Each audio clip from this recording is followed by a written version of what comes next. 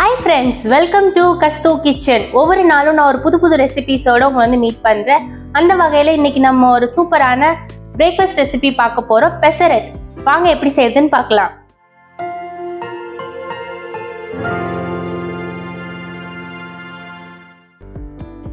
இந்த பெசரட் பண்றதுக்கு ஃபர்ஸ்ட் நம்ம வந்து மாவு ரெடி பண்ணோம். அந்த மாவு தான் இந்த தோசைக்கு வந்து ரொம்பவே இம்பார்ட்டன்ட்.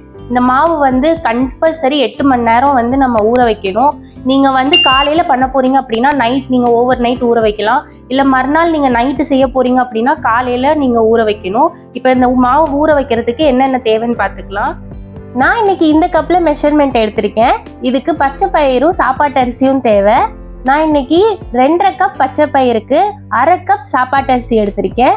நீங்கள் சாப்பாட்டு அரிசி எது வேணாலும் எடுத்துக்கலாம். இப்போ இது மூழ்கிற அளவுக்கு தண்ணி ஊற்றிட்டு இதை ஓவர் நைட் நம்ம ஊற விட போகிறோம்.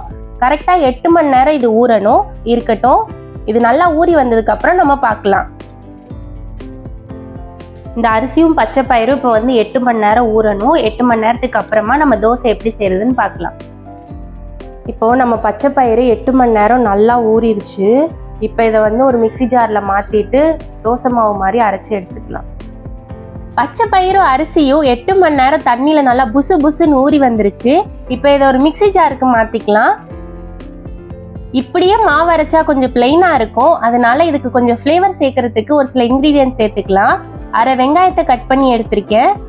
அதோட 2 பச்சை மிளகாய், ஒரு துண்டு இஞ்சி. இப்போ தேவையான அளவு தண்ணி சேர்த்து இதை நம்ம தோசை மாவு பதத்துக்கு அரைச்சி எடுத்துக்கலாம்.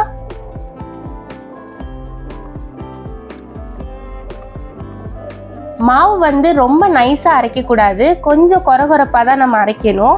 அப்பதான் தோசை சாப்பிட்றதுக்கு ரொம்பவே டேஸ்டா இருக்கும். எப்பயுமே மாவு அரைக்கையில பல்ஸ் மோட்ல வச்சு அரைக்கணும். இல்லைன்னா மாவு உள்ள வந்து சூடு ஏறி வேக ஆரம்பிச்சிரும்.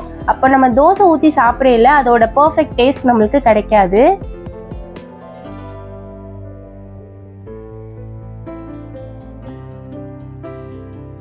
பாருங்க, மாவை நம்ம சூப்பரா அரைச்சி எடுத்துட்டு வந்துட்டோம். இப்போ இதை ஒரு பாத்திரத்துக்கு நம்ம மாத்திக்கலாம்.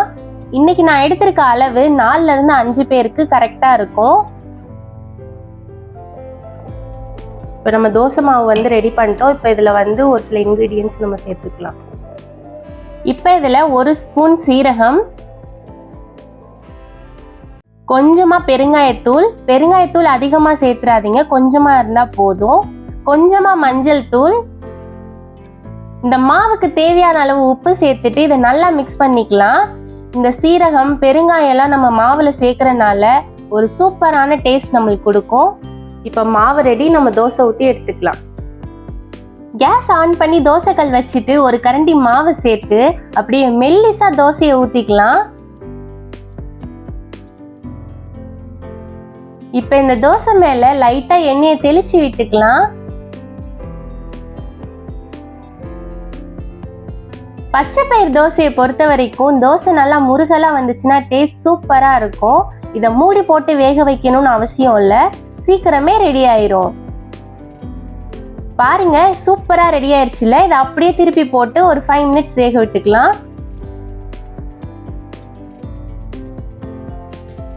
அவ்வளவுதான், சூப்பரா பச்சை பயிர் தோசை ரெடி. இதை அப்படியே ஃபோல்டு பண்ணி பிளேட்டுக்கு மாத்திக்கலாம். பார்க்கறதுக்கு கிரீனிஷியா சூப்பரா இருக்குல்ல. நான் இன்னைக்கு இதை தேங்காய் சட்னியோட சர்வ் பண்ணியிருக்கேன். தேங்காய் சட்னியோட சாப்பிட்றதுக்கு அட்டகாசமா இருக்கும். அவ்வளோதான், நம்மளோட சூப்பரான சுவையான பெசரட் ரெடி. இதை மறக்காமல் உங்கள் வீட்டில் எல்லாருக்கும் செஞ்சு கொடுங்க. இந்த பெசரட் வந்து பார்த்தீங்கன்னா சின்ன குழந்தைங்கள்லேருந்து பெரியவங்க வரைக்கும் எல்லாருமே சாப்பிட்லாம்.